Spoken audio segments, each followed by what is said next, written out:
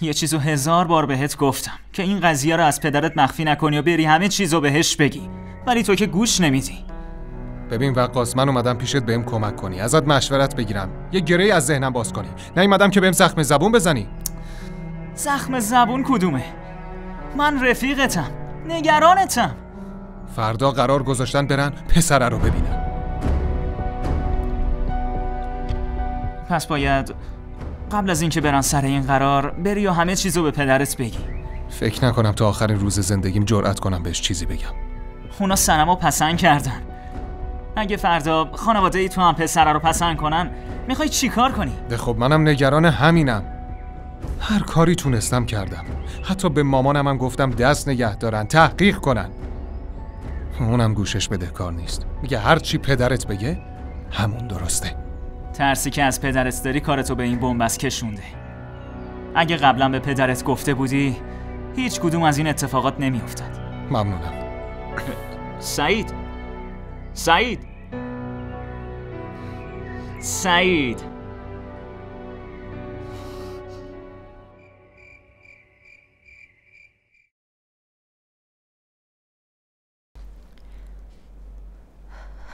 سلام علیکم. علیک سلام. امشب چقدر دیر کردی؟ آره راست میگی، خیلی دیر شد. میرم میز شامو بچینم. نه نمیخواد، گرسنم نیست. ببین سعید، میدونم که حالت بده، ولی این همه نگرانی کمکت نمیکنه. میگی چی کار کنم؟ تا که نمیتونم جلوی همه وایسم که. این احتمالم هست که برن پسره رو ببینن و ازشون خوششون نیاد. بی دلیل انقدر نگران این موضوع شدی. ببینم تو واقعا پشت منی یا فقط داری اداشو در میاری؟ من واقعا پشتتم، فقط دلم نمیاد اینطوری پریشون ببینمت. ممنونم که تو این روزای سخت کنارمی. واقعا میگم ممنونم. این جزء وظایف یه همسر خوبه. برو لباستو عوض کن، منم میرم میز شامو بچینم.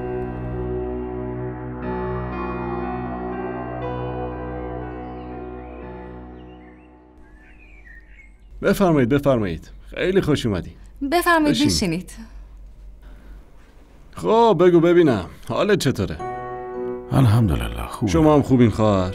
خوبم ممنونم. همه چیز خوبه؟ بله الحمدلله. خب همگی با وسیم آشنا شدیم.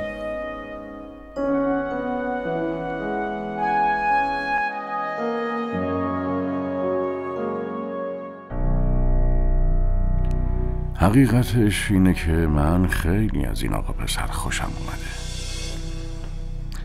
نظر تو چیه خواهر؟ بله منم خیلی ازشون خوشم اومده. امجد؟ بله.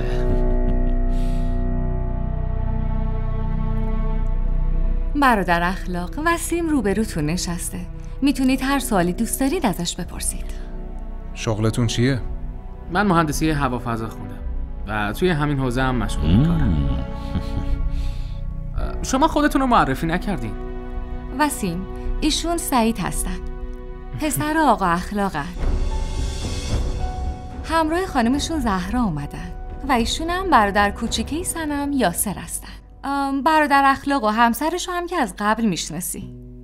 ایشون پدر و مادر سنم جان هستن. ایشون هم خالشون ثریا خانم. عمو اخلاق، آره چهرهشون رو به خاطر میارم. پسرم تو دامن خودم بزرگ شدی. متشکرم عمو جان. برادر اخلاق، حالا جواب مثبت رو میدین یا میخواین برین مشورت کنین و بعد جواب بدین؟ میریم خونه دربارش صحبت میکنیم و بعد بهتون خبر میدیم.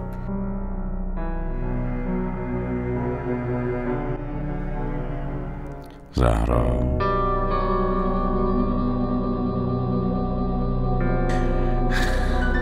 نه اصلا لازم نیست که به چیزی فکر کنیم.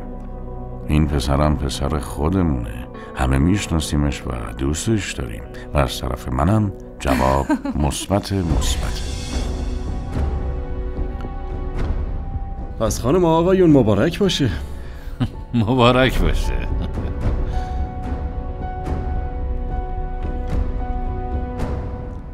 به همگی تبریک میگم. امیدوار بودم همتون از پسرم خوشتون بیاد. فقط یه چیز میمونه که میخوام بهتون بگم. میخوام عروسی رو توی هفته آینده بگیریم.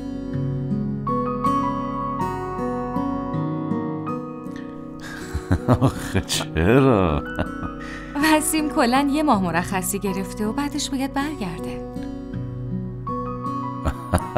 باشه وجاهت، ما هم با هفته آینده موافقیم. میتونیم فردا تاریخ عقد رو با هم مشخص کنیم. بسیار خوب. خب مبارک هممون باشه. من برم شیرینی بیارم.